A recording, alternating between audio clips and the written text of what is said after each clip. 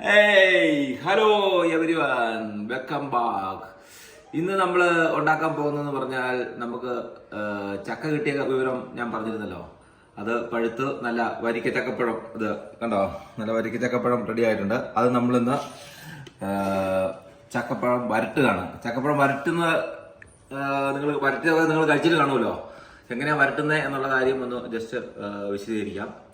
ചക്കപ്പഴം വരട്ടുന്നത്, നമ്മൾ ചക്ക പഴം റെഡിയാക്കി ആദ്യം എടുക്കുക, കുരുവെല്ലാം കളഞ്ഞിട്ട് അത് ചെറുതായിട്ട് കട്ട് ചെയ്ത് മിക്സിയിലിട്ട് അടിക്കുക.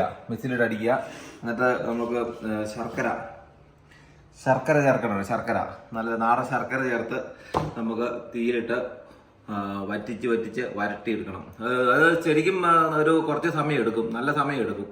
ശരിക്കും വെള്ളം പറ്റി നല്ല കുറുകി വരുമ്പോൾ നല്ല അലുവായുടെ ഒരു ഷേപ്പ് വരും, അലുവ പോലെ കട്ടിയായിട്ട് വരും.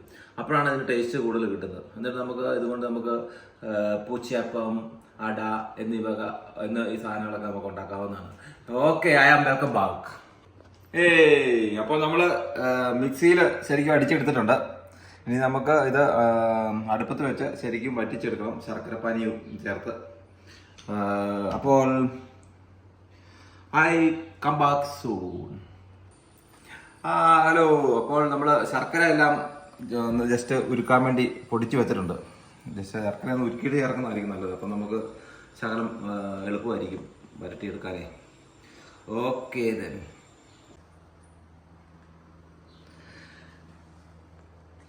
ഹലോ സുഹൃത്തുക്കളെ, നമ്മുടെ ചക്ക വരട്ടിയത് ഏകദേശം ഒരു മുക്കാലോളം ആയിട്ടുണ്ട്.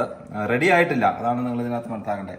ഏകദേശം ഞാൻ 1 മണിക്കൂറോളം ഇത് നമ്മൾ ചെറിയ തീയെ വെച്ച് ഇളക്കി റെഡിയാക്കിയതാണ്. ഇനി നമുക്ക് ഏകദേശം 1 മണിക്കൂർ കൂടി ചെയ്തെങ്കിലേ ഇത് അതിൻ്റെ നല്ല ടേസ്റ്റിലും നല്ല ഇതിലും നമുക്ക് കിട്ടുകയുള്ളൂ. അത് നമുക്ക് റെഡിയാക്കി നമുക്ക് ഒരു ഭരണിക്കകത്ത് ഇട്ട് വെക്കുകയാണെങ്കിൽ നമുക്ക് എത്ര നാൾ വേണേലും നമുക്ക് ഉപയോഗിക്കാം. നമ്മുടെ ആവശ്യത്തിനെടുത്ത് കഴിക്കാൻ നമുക്ക് ഉപയോഗിക്കാവുന്നതാണ്. അത് നല്ല ഭരണിയിലിട്ടുണ്ടാക്കണം. നമ്മൾ ഇത് ഉണ്ടാക്കുമ്പോൾ ഓട്ടുരുളിയിൽ വേണം ഉണ്ടാക്കാൻ.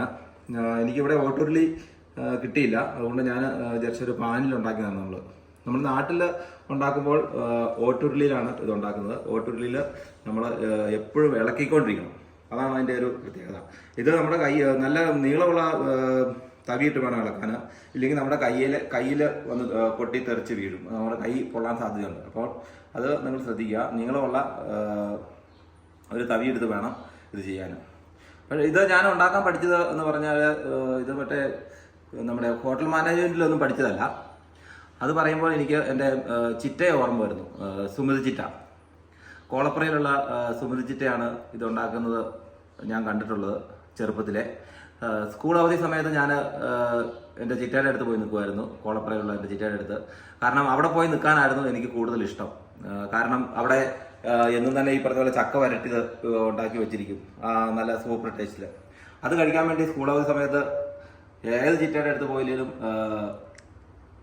സുമതി ചിറ്റയുടെ അടുത്ത് പോയി ചക്ക വരട്ടിയത് കഴിക്കാനുള്ള ആഗ്രഹം കൊണ്ട് അവിടെ പോയി നിൽക്കുമായിരുന്നു സ്കൂൾ അവധി സമയത്ത്. അത് അവിടെ ചിറ്റ ഉണ്ടാക്കുന്ന കണ്ടു പഠിച്ചതാണ് എനിക്കിപ്പോൾ എൻ്റെ ജീവിതത്തിൽ ഇത് ഉപകാരപ്പെട്ടത്. അതാണ്, നമ്മൾ ചെറിയ എന്തെങ്കിലും കാര്യങ്ങൾ നമ്മൾ ചെറുപ്പത്തിൽ മനസ്സിലാക്കി വെച്ച് കഴിഞ്ഞാൽ നമുക്ക് ജീവിതത്തിൽ അത് എപ്പോഴെങ്കിലും ഉപകാരപ്പെടും.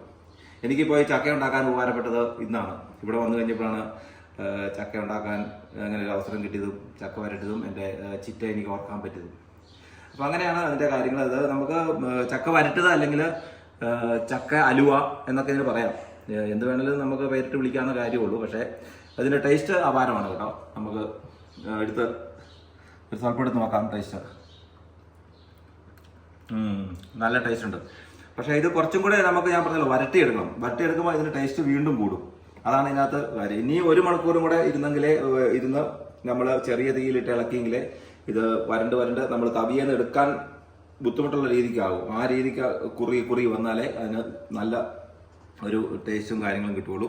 എങ്കിലും ഇപ്പോൾ നല്ല ടേസ്റ്റ് ഉണ്ട്, കുഴപ്പമുണ്ടെന്നുള്ളതല്ല. എനിക്ക് ഇനിയും 1 മണിക്കൂർ വെച്ച് ഉണ്ടാക്കേണ്ടതുണ്ട്. അപ്പം ഞാൻ അത് ഉണ്ടാക്കി നിങ്ങളെ എങ്ങനെയാണെന്നുള്ളതൊന്ന് വിശദീകരിക്കാൻ വേണ്ടി പറഞ്ഞുള്ളൂ. അപ്പോൾ എനിക്ക് ഇപ്പം എൻ്റെ ചിറ്റയുടെ ഓർക്കാൻ പറ്റിയതിൽ ഞാൻ ദൈവത്തിനോട് നന്ദി പറയുന്നു, അതുപോലെ ചിറ്റയ്ക്ക് നന്ദി പറയുന്നു.